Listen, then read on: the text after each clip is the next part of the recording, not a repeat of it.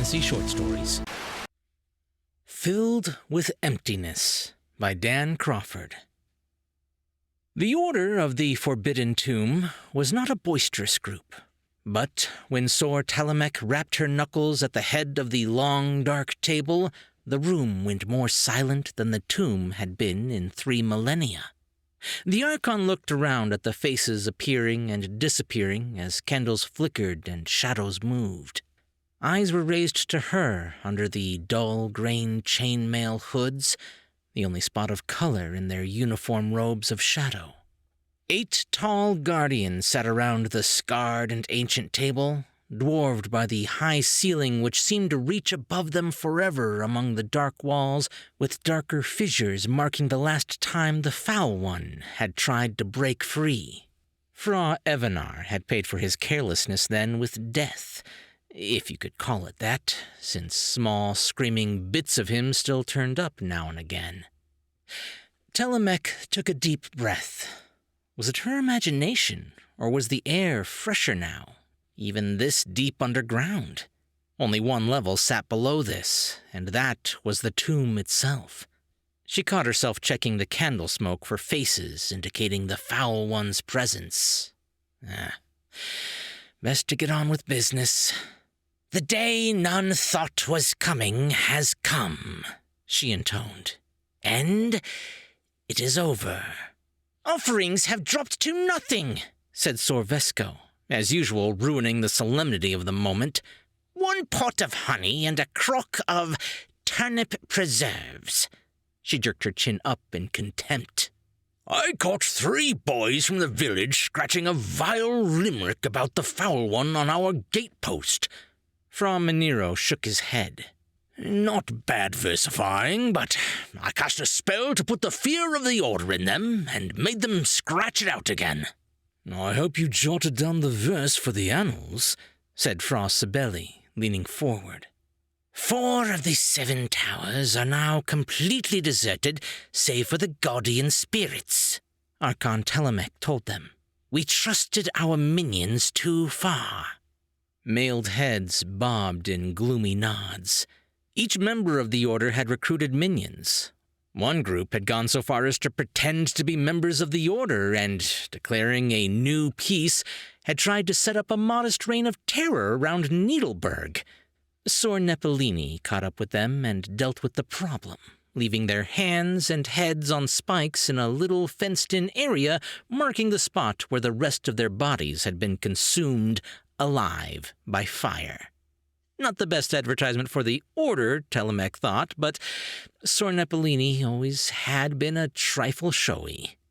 The job of the Order had been to guard the tomb of the Foul One, an undead princess, and keep people from waking her to start again her evil dominion.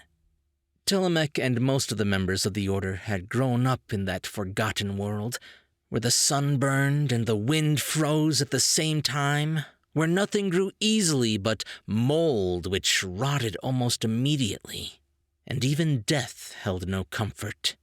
She had traversed vast wastelands inhabited by nothing but sentient and evil echoes, and pushed her way into cities where people were so crowded that the upper classes were those who got to sleep on top of the group at night.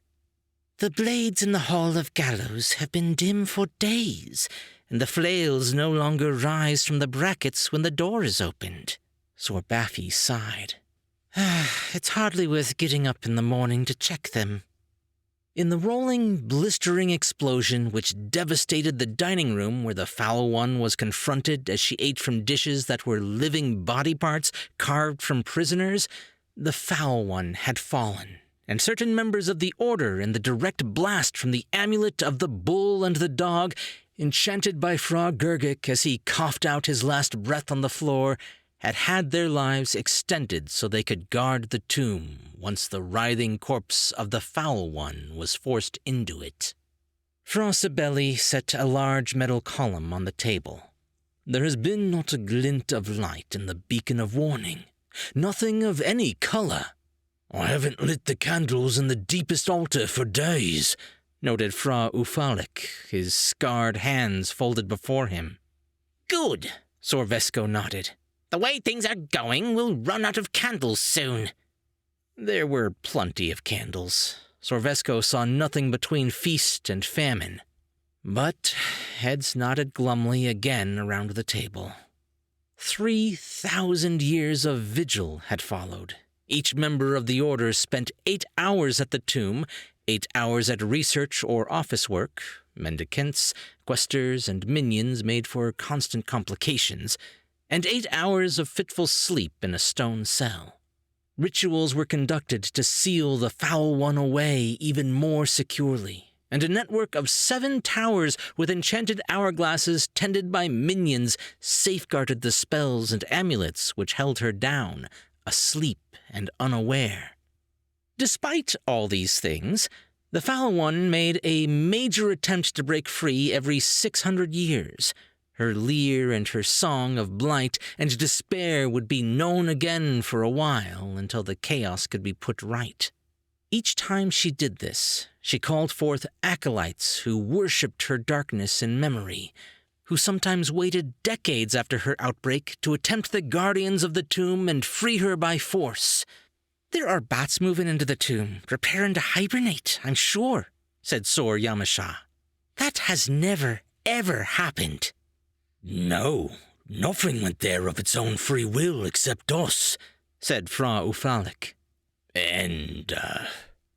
And then one day a jaunty flute player had found a way in, apparently in quest of a little excitement, and as the order rushed to capture him, accidentally woke the foul one, and to his surprise, and hers, killed her finally.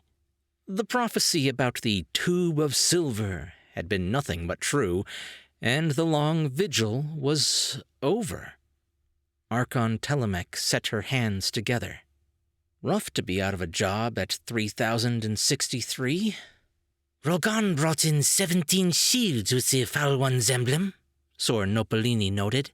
"Another company of her undying skeletons apparently died on the way here." Telemech could simply disband the order and let the minions go free to pursue life outside the tomb. The treasury would provide ample funds for each, with much left for the faithful minions. She looked around the table. The thought of wandering outside, among the populace after 3,000 years, made her shudder. After 3,000 years of committee meetings like this, the idea of some of her followers set loose on an unprepared world made her shudder the worse. "Are there no duties left for us here?" Sor Nopolini demanded. "Or do we scatter to the winds and become wandering wizards?" "I can't go for at least a week." Sor Baffy gestured behind her. "I have a crop of striped mushrooms due soon. It should be a cross with those minty spores we found under the trees in Tursenland." "The library can't just be left here to moulder on the shelves."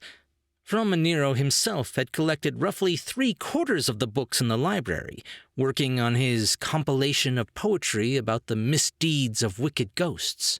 His own notes filled nearly as many volumes as sat on the shelves, and he had made no move to put the notes in order yet. "And we are still getting wagers deposited in the spring season," said Sor Yamasha, who had spent the last 2 centuries organizing the minions into scrums and setting up the tournaments among the 7 towers. "That's just the nose of the bugbear in the tent," said Sor Baffy. "It may be falling apart, but there's a whole network of minions, eavesdroppers in taverns, wandering sages, brewers who stalk the towers. We can't just abandon them without a leader. You saw what can happen." "And what of the less human side of the order?" Fra Ufalik put in, tossing a hand up to wave long fingers at the shadows above. "There are eldritch creatures in the tomb and in the towers. Some of them hers, some of them ours." Fra Maniro leaned back, hands behind his head. "Clean them out before we go," he suggested. "The foul one is gone, so it shouldn't take many months." Sor Nopolini turned to Fra Sibeli. "And can we finally pitch all that trash you've gathered in the reception room?" Snorting, Fra Sibeli tossed his head. 3,000 years, and I haven't convinced you how valuable Telemaque reached down to wrap the table again. That discussion had broken into too many meetings. Before she did, though, Sor Yamasha raised her hands to wave the argument away herself. "When do we go?" she demanded. "There is much to be done, and if we are—" She paused. "All to stay here until the place is clean, we'd best prepare for another winter in this pile of rock." "True," Telemaque nodded. There were many rituals and procedures involved with onset of winter. Some were practical and some traditional. Putting up the applesauce. So many peasants paid their tribute in apples. Checking cheese for shortage. Performing the rituals against the year's shortest day. Baking fruitcakes. She felt a faint, untidy longing. She rather liked the winter here. Fewer adventurers or minions with reports and false suspicions. Nothing to do but eat cracklings and read all the old books over again. Frostabelli and Sor Nopolini were arguing about empty cider jugs in low tones. The hissing stopped, though, when Sor Vesco demanded, "But should we leave?" The candles, which were her make, flared dramatically on her words. "I see no reason to stay in this dark heap," declared Fra Ufalic. "No one knows how much longer we'll live now our service is done. Get out into the light while you still have eyes to see it." Ufalic was the youngest member of the order, an adventurer who had shown promise and stayed on a mere 2,000 years before. One or two heads bobbed in agreement, though Sor Nopolini scowled, as she did every time the youngster spoke. "But this dark heap could be our greatest asset." Sor Vesco patted the tabletop. "Properly managed, it could become a major shrine. Tourists from around the world would flock here to see where we worked and where the Foul One was finally defeated." "If they got past the Dragon's Drawbridge," Sor Yamasha replied, her tone full of scorn.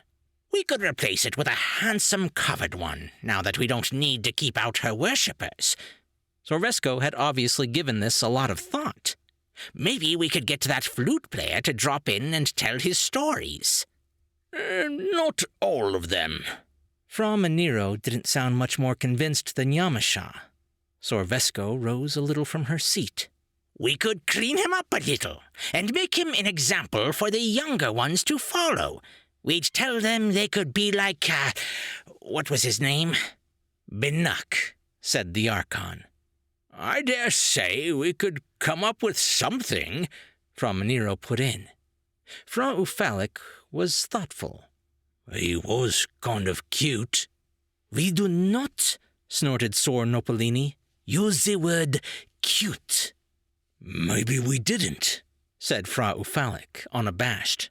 "But if we're going after tourist trade—" "He did kill Sor Lonskaval to get in," Sor Yamasha pointed out. "I'm not sure he'd be the best—" Sor Nopolini snorted again. "Sor Lonskaval used to chew her fingernails during the homilies." "If it would keep me awake during your homilies," said Fra Maniro, "I'd chew my toenails." "The flute player won't need to be here all the time," said Fra Ufalic. "We have other attractions. I could sell my pancakes." "And we could make enough money to eat something besides your pancakes," said Sor Baffy, setting her chin on an arched hand. "We would be the main attraction, of course," said Sor Vesco. "We can charge admission to the tomb and tell her story as a warning." Sor Yamasha nodded mock agreement. "And an empty sarcophagus would be a huge attraction." "There are the skulls," said Sor Baffy. "True." Telemaque found the idea interesting, but not alluring. "Remember what happened to Sor Anaphren? We still haven't found all the traps she built into the place before we took it over." Fra Ufalic patted his palms together. "That could be a part of the fun." Sor Nopolini scowled. "We do not use the word—" "Use this," suggested Sor Vesco, employing an old gesture seldom seen in this complex. "It needed to be just a show for visitors," said Sor Baffy. "We could start a training school for adventurers." "I see," We would be the mentors for those facing the fiends of a new age. This sounded like a more worthy aim to Telemach. What all of it sounded like, though, was extra work, and of a kind the Order knew very little about. We might have to build new buildings to house visitors and more for students, said Fra Sibeli, sounding enthusiastic. We need a museum. All the clutter in the reception room, sighed Sor Nopolini. And a bigger library, Fra Maniro put in. Sor Yamasha nodded. You could be our first professor of obscene verse. Sor Nopolini threw her head back to laugh at this, a harsh cackle of derision. Fra Sibeli and Fra Uphalic opened their mouths to reply, but her laugh was echoed by a rumble, a ripple of the stone beneath their feet. As the members of the Order checked under the table, the beacon on it flashed red, flooding the room with an aura of blood. Bats, squeaking loudly, flooded above them in a flight of frenzy and panic. Telemach rapped on the table to call for order, but the sound was drowned by a rolling voice, a chorus of voices which shook the very walls. Did you think the death of our sister would be allowed to go unavenged? Each of you shall die, slowly and horribly, before we all go out to spread death and darkness across your land. Candles and beacons were extinguished in a rush of foul air, but the avenging demons were startled into a fatal pause by the Order's sudden, heartfelt cheer of welcome. Hail, hail! The gang's all here!